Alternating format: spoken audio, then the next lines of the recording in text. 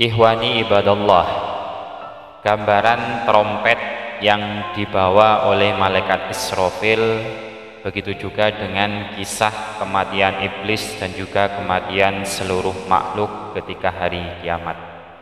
Dalam kitab An-Nawadir, Abu Hurairah radhiyallahu an berkata, Rasulullah shallallahu alaihi wasallam bersabda, Allah menciptakan trompet, mulutnya seperti pipa seluas dunia.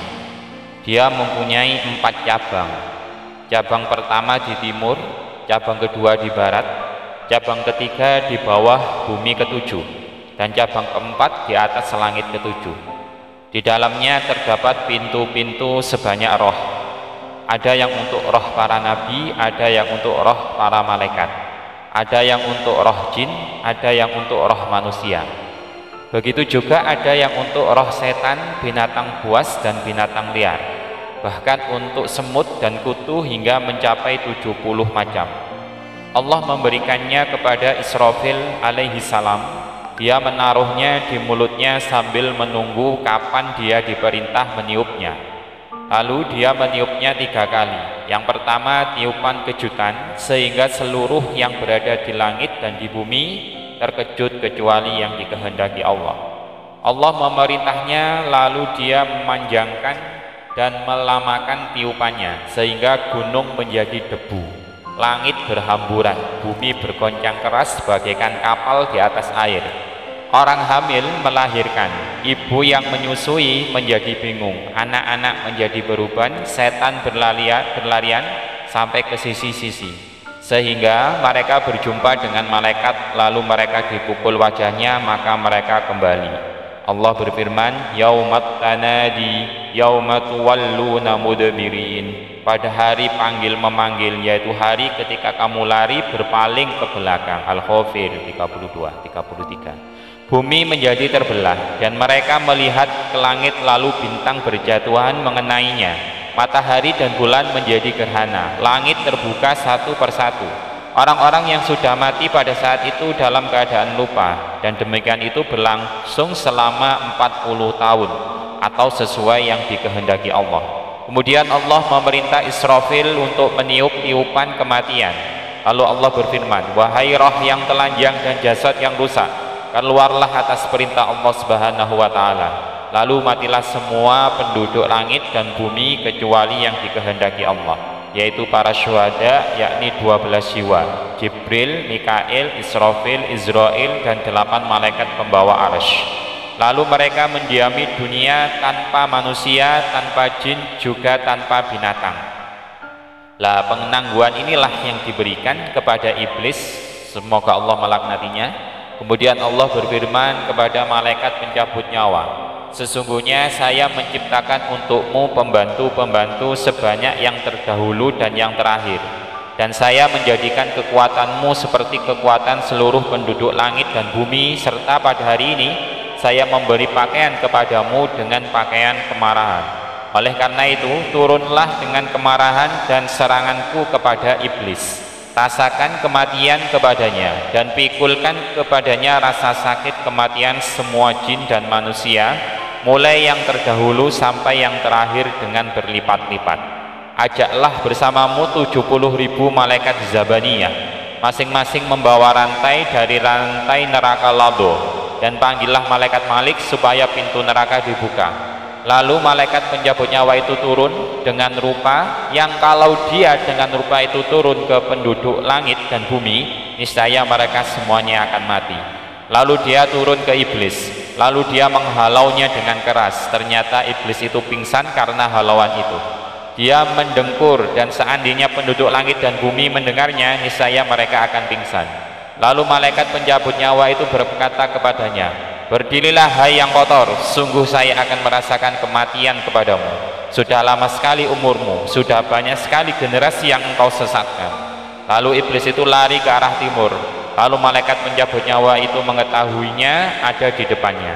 Lalu dia lari lagi ke arah barat, dan malaikat pencabut nyawa itu melihatnya di depannya. Lalu dia menyelam ke laut, tapi laut itu tidak mau menerimanya. Dia senantiasa berlari, tapi tak ada yang menyelamatkan, sehingga dia sampai di tengah-tengah dunia, di atas kubur Nabi Adam dan berkata, "Wahai Adam, karenamu saya menjadi terkutuk dan terlaknat." Kemudian berkata kepada malaikat pencabut nyawa, "Dengan gelas apa engkau akan memberi minum kepadaku, dan dengan siksa apa engkau akan mencabut nyawaku?" Lalu malaikat pencabut nyawa itu menjawab kepadanya, "Dengan gelas lado dan syair." Dan iblis sedang berguling-guling dalam debu.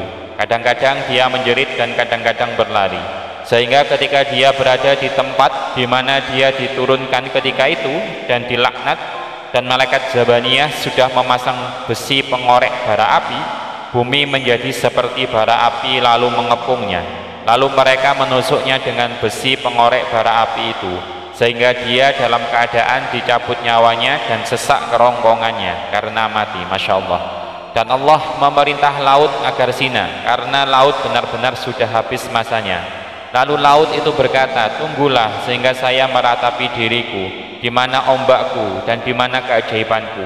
Lalu malaikat pencabut nyawa menjerit dengan keras sehingga membelah airnya seakan-akan tidak pernah ada. Kemudian Allah memerintah malaikat pencabut nyawa agar memerintah gunung untuk sirna, karena gunung itu benar-benar sudah habis masanya.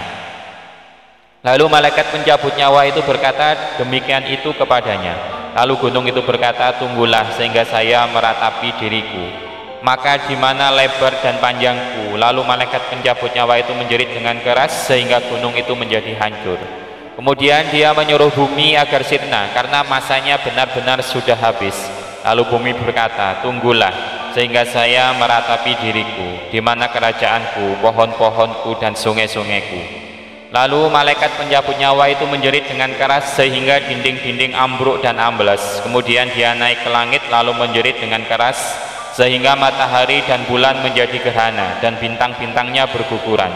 Kemudian Allah berfirman, "Wahai malaikat pencabut nyawa, siapa yang tersisa di antara makhlukku?" Lalu dia menjawab, "Yang tersisa adalah Jibril, Mikail, Israfil dan Israil." Lalu Allah berfirman kepadanya, "Cabutlah roh Jibril." Lalu dia mencabutnya, maka Jibril jatuh seperti gunung besar. Kemudian Allah berfirman kepadanya, "Cabutlah roh Mikail." Lalu dia mencabutnya seperti itu. Kemudian Allah berfirman kepadanya, "Cabutlah roh Israfil." Lalu dia melaksanakan seperti itu. Kemudian Allah berfirman kepadanya, "Hai malaikat pencabut nyawa, pergilah dan matilah di antara surga dan neraka." Lalu dia pergi lalu mati. Kemudian Allah berfirman, "Milik siapa kekuasaan pada hari ini?" Maka tak satu pun yang menjawabnya. Lalu Allah berfirman yang kedua dan ketiga kalinya, maka tak satu pun yang menjawabnya. Lalu Allah berfirman, "Bagi Allah yang Maha Esa lagi Maha memaksakan." Kemudian Allah berfirman, "Di mana para raja, di mana para diktator?" Kemudian Allah menjadikan gunung seperti kapas yang tertiup angin. Kemudian bumi yang ditempati melakukan maksiat ini digulung dan di atasnya didirikan neraka jahanam. Dan sebagai ganti bumi tadi Allah menggantinya dengan bumi putih, lalu di atasnya didirikan surga dan makhluk-makhluk dikumpulkan. Kemudian Allah Subhanahu wa taala memerintah agar Jibril, Mikail, Israfil dan Israil hidup lagi. Yang pertama kali hidup adalah Israfil. Lalu dia mengambil trompet dari arsy. Kemudian dia datang ke malaikat Ridwan dan berkata kepadanya, "Hiasilah surga-surga itu karena Nabi Muhammad dan umatnya." Kemudian Jibril datang dengan membawa buraq yang dipasangi pelana dan dikekang dari surga, dan membawa bendera pujian serta dua pakaian dari pakaian-pakaian surga. Lalu mereka berangkat sambil mencari, tapi mereka tidak melihat kubur Nabi Muhammad SAW. Lalu dari kuburnya muncul tiang cahaya sampai ke awan di langit. Lalu Jibril berkata, "Wahai Israfil, panggillah Muhammad, karena para makhluk dikumpulkan dengan panggilanmu." Lalu Israfil berkata, "Engkau wahai Jibril kekasihnya di dunia, oleh karena itu panggillah beliau." Lalu Jibril berkata, "Saya malu dengannya." Lalu Israfil berkata, "Panggillah beliau." Lalu Jibril berkata, "Wahai roh yang bagus, bangkitlah ke tempat keputusan pengadilan, perhitungan untuk diperlihatkan kepada Zat yang Maha Pengasih." Lalu kuburnya terbelah. Ternyata beliau sedang duduk sambil menghilangkan debu dari kepala dan jenggotnya. Lalu Jibril menghadapnya dan memberinya dua pakaian. Lalu beliau berkata, "Hari apa ini?" Lalu Jibril menjawab, "Ini hari kiamat, ini hari mengeluh dan penyesalan." Lalu beliau berkata, "Wahai Jibril, berilah saya kabar gembira. Lalu Jibril menjawab, saya membawa buruk, bendera pujian dan mahkota. Lalu beliau berkata, saya tidak bertanya tentang itu. Lalu Jibril menjawab, sungguh surga telah dihiasi karena kedatanganmu dan neraka ditutup. Lalu beliau berkata, saya tidak bertanya tentang itu, tapi sesungguhnya saya bertanya tentang umatku yang berdosa. Mungkin engkau biarkan mereka di sirat jembatan? Lalu Israfil berkata, demi kemuliaan Tuhanku wahai Muhammad, saya belum meniup terompet. Lalu beliau berkata, sekarang lega diriku dan senang hatiku. Lalu beliau mengambil mahkota dan mendekat ke buruk. Lalu buruk berkata, demi kemuliaan Tuhanku, tidak ada yang menaikiku kecuali Muhammad bin Abdullah, seorang nabi berbangsa Tihamah dan pemilik Al-Quran. Lalu beliau berkata, saya ini Muhammad. Lalu beliau menaikinya. Kemudian beliau berangkat ke pintu surga lalu bersujud. Lalu ada suara yang memanggil, angkatlah kepalamu, hari ini bukan hari untuk rukuk dan sujud, tetapi hari perhitungan dan siksaan. Oleh karena itu angkatlah kepalamu dan mintalah, niscaya engkau akan diberi. Lalu beliau berkata, wahai Tuhanku, apa yang engkau janjikan untuk umatku? Lalu Allah berfirman kepadanya, saya memberimu apa-apa yang engkau senangi. Kemudian Allah memerintah Israfil agar meniup terompet dengan tiupan kebangkitan. Lalu Israfil berkata, wahai tulang belulang yang hancur, jasad yang rusak, kulit yang terkelupas dan rambut yang rontok, bangkitlah ke tempat keputusan pengadilan. Lalu mereka bangkit dengan izin Allah. Lalu mereka melihat langit telah tersobek-sobek, bumi telah diganti, matahari telah lenyap, unta-unta yang bunting sungguh telah ditinggalkan, timbangan-timbangan sungguh telah dipasang, surga telah dibuka, dan seterusnya. Lalu mereka berkata, ya wailana memba'athana mim marqadina, aduhai celakalah kami, siapakah yang membangkitkan kami dari tempat tidur kami? Lalu orang-orang mukmin berkata kepada mereka, hada ma wa'adar rahmanu wa sadaqal mursalun, inilah yang dijanjikan Tuhan yang maha pemurah dan benarlah Rasul-Rasulnya. Quran Surat Yasin.